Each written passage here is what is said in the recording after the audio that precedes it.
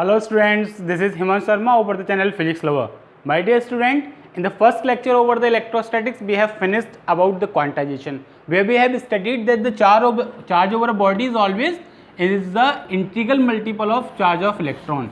So my dear student, we have studied regarding the formula Q equals to Na in the last lecture. So here in today's class, we are going through with the numericals over quantization. Board पे मैंने एक numerical लिखा हुआ है जिसमें है how many electron should be transferred from A to B, so both bodies should have equal charges where the charge on A is -3 microcoulomb and the charge on B is -0.44 microcoulomb. बच्चों एक बात समझ लीजिए आप ध्यान से कि quantization पे जितने भी न्यूमेरिकल आएंगे जिसमें n फाइंड कराया होगा, नंबर ऑफ इलेक्ट्रॉन्स फाइंड कराया होगा कि कितने इलेक्ट्रॉन ट्रांसफर हुए हैं, वही न्यूमेरिकल काफ़ी हद तक क्रिटिकल हो सकता है आपके लिए. क्यों हो सकता है? क्योंकि n निकालने के कई सारे मेथड्स, कई सारे एक्स्ट्रा मेथड्स वो यूज़ कर सकता है, थोड़ा घुमा के क्वेश्चन पूछ सकता है. जितने में सीधे सीधे चार्ज पूछा होगा जहां n आपको नोन होगा वो क्वेश्चन बहुत आसान होगा, उसमें कुछ बात नहीं है. तो यहाँ पे भी मैंने आपको इसी तरीके का क्वेश्चन दिया है जिसमें n को फाइंड करना है फाइनली, कि हमें एक n फाइंड करना है कि कितने इलेक्ट्रॉन A से B पे ट्रांसफर हो जाएं और जिससे दोनों के ऊपर चार्ज बराबर हो जाए, जबकि दोनों के ऊपर जो चार्ज गिवन है वो डिफरेंट चार्ज गिवन हुआ है, दिया हुआ है. तो क्वेश्चन समझने की कोशिश करते हैं कैसे करेंगे क्वेश्चन, क्या अप्रोच लगाएंगे क्वेश्चन को करने के लिए. तो अप्रोच में क्या करिए, देखिए A से B पे ट्रांसफर हो रहा है इलेक्ट्रॉन्स, तो क्योंकि A से B पे इलेक्ट्रॉन ट्रांसफर हो रहा है तो A से जब इलेक्ट्रॉन जाएगा तो A पे चार्ज कैसा आएगा, that will become positively charge, उस पर पॉजिटिव चार्ज आ जाएगा. वाइल अगर वहीं इलेक्ट्रॉन एक्सेप्ट करेगा B तो उस पर कैसे चार्ज आने वाला है, नेगेटिव चार्ज आने वाला है. तो स्टूडेंट्स एक बात समझ लीजिए कि अगर मान लिया हमने कि let the small n number of electrons has been transferred from A to B, तभी क्या होने वाला है, क्योंकि n number of electron transfer होने वाले हैं तो टोटल चार्ज कितना शेयर हो रहा है, दैट इज N, क्योंकि क्वांटाइजेशन कहती है कि the charge that is always equals to the N, यानी integral multiple of the charge of electron. तो अगर small n number of electron transfer हुए तो जो शेयरिंग ऑफ चार्ज हो रही है वो N के बराबर हो रही है, यानी बॉडी A पे पॉजिटिव N चार्ज आने वाला है और बॉडी B पे नेगेटिव N चार्ज आने वाला है. तो आफ्टर शेयरिंग क्या होने वाला है समझिए, आफ्टर शेयरिंग ऑफ इलेक्ट्रॉन्स यहाँ -3.0 प्लस यानी चार्ज इस पे आ जाएगा बॉडी ए पे, यानी charge on body A will be equals to charge on body B. So this is equals to -3.00 plus Ne and here -0.44 plus minus of Ne, क्योंकि इस पर नेगेटिव चार्ज आने वाला है इतना ही.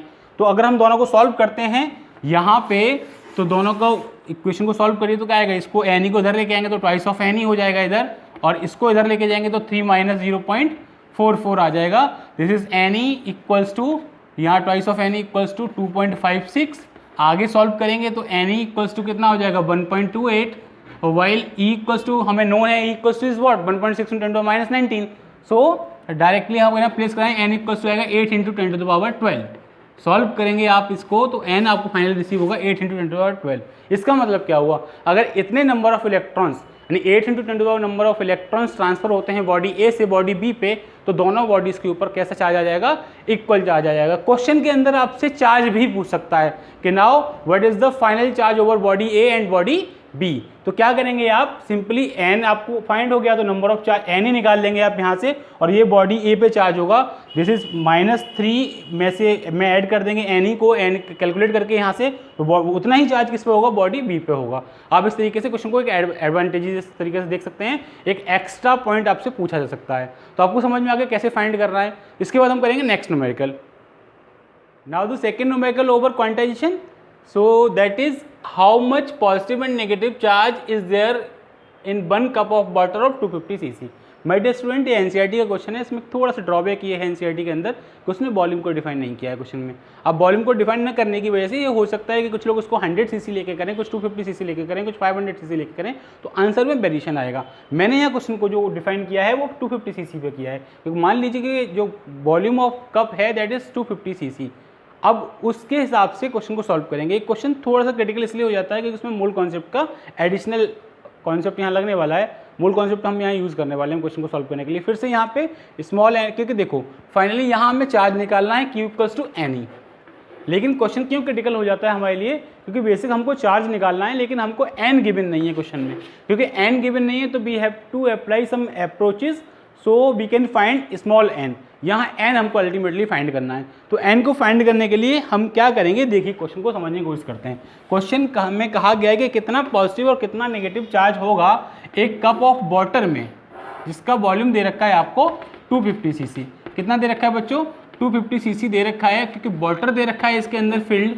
तो अब क्वेश्चन समझिए, यानी चार्ज, क्योंकि वाटर है, water is a neutral, obviously बात है, सब्सटेंस न्यूट्रल होगा, उसमें उतना ही पॉजिटिव चार्ज होगा, उतना ही उसमें नेगेटिव चार्ज होगा। लेकिन क्वेश्चन को चाहे हम पॉजिटिव फाइंड कर लें चाहे नेगेटिव फाइंड कर लें, तो नेगेटिव इसलिए फाइंड कर सकते हैं हम आसानी से क्योंकि नंबर ऑफ इलेक्ट्रॉन्स फाइंड कर सकते हैं हम। क्योंकि आप समझिए मोल कॉन्सेप्ट कहाँ लगाएंगे, अब ये समझने की कोशिश करेंगे कि इस 250 सीसी के कप में जो वाटर फिल्ड है, इस वाटर में कितने नंबर ऑफ एटम्स अवेलेबल हैं या नंबर ऑफ मॉलिक्यूल्स कितने अवेलेबल है। नंबर ऑफ मॉलिक्यूल्स फाइंड कर लेंगे तो एक मॉलिक्यूल ऑफ वाटर में दैट इज H2O, उसमें नंबर ऑफ इलेक्ट्रॉन्स हम पता लगा सकते हैं और उतना पता लगाने के बाद हमको total number of electrons find हो जाएंगे। और अगर total number of electrons find हो जाएंगे तो उतने ही नंबर ऑफ प्रोटॉन्स अवेलेबल होंगे, तो हम इजीली क्वेश्चन को सॉल्व कर सकते हैं। तो क्वेश्चन में अप्रोच समझिए क्या करना है सबसे पहले, क्योंकि हमको पता है क्यू फाइंड करवाया गया है क्वेश्चन में विदाउट गिविंग एन, यानी क्यू तो निकालना है बेटा, क्योंकि हम जानते हैं कि इक्वल्स टू एन ही होता है। तो एन भी क्वेश्चन में गिवन नहीं है, पर एन को निकालने के क्वेश्चन में हमें थोड़ी सी हिंट दी हुई है। कहीं ना कहीं हमें दिया हुआ है वाटर है और वो 250 सीसी के कप में है, यानी 250 सीसी ही वॉल्यूम किसका हो गया, वाटर का हो गया। तो इसका मतलब क्या है, इतने वॉल्यूम के वाटर में कितने मॉलिक्यूल्स हैं, ये हम निकाल सकते हैं किससे, मोल कॉन्सेप्ट से। किससे निकाल सकते हैं, मोल कॉन्सेप्ट से। आइए क्वेश्चन को करेंगे कैसे, देखिए नंबर ऑफ, ये हमको पता है as volume is what 250 cc, then the mass of water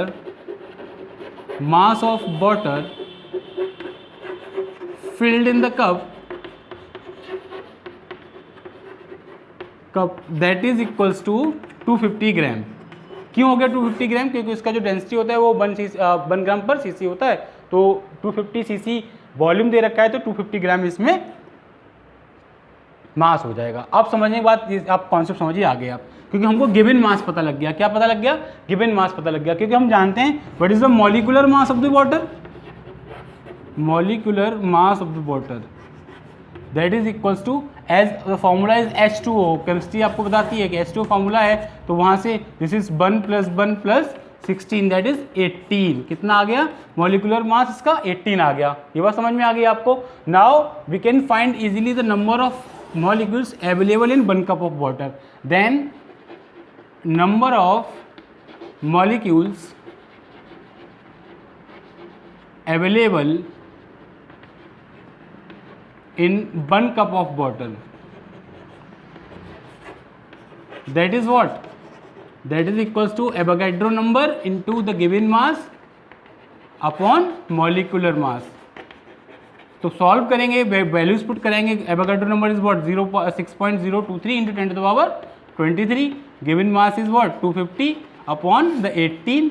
so solve करेंगे और सॉल्व करने के बाद हमारा एक्सप्रेशन में that value this N will become equals to what, जो भी इसका वैल्यू आएगा ये हमारा नंबर ऑफ मॉलिक्यूल्स हो गया। क्या हो गया, अब नंबर ऑफ मॉलिक्यूल्स हो गया। तो अगर नंबर ऑफ इलेक्ट्रॉन्स हमको फाइंड कर रहे हैं बच्चों, नंबर ऑफ इलेक्ट्रॉन्स फाइंड करने के लिए क्या करना पड़ेगा, नंबर ऑफ इलेक्ट्रॉन्स फाइंड करने के लिए हमको, क्योंकि एक एटम ऑफ दिस वाटर में, एक मॉलिक्यूल ऑफ वाटर में दैट इज H2O, कितने नंबर ऑफ इलेक्ट्रॉन्स होंगे, 2 तो हाइड्रोजन के हो गए प्लस 8 ऑक्सीजन का हो गया that is 10। So the total number, so the total number of electrons is equals to, ये जो नंबर ऑफ मॉलिक्यूल्स निकल आए इसमें 10 से मल्टीप्लाई कर दीजिए, 6.023 into 10 to the power 23 into 250 over 18। Solve करेंगे you will get somewhere 8.365 into 10 to the power 25 small n. ये आ गया आपका number of electrons found in the 1 cup of water.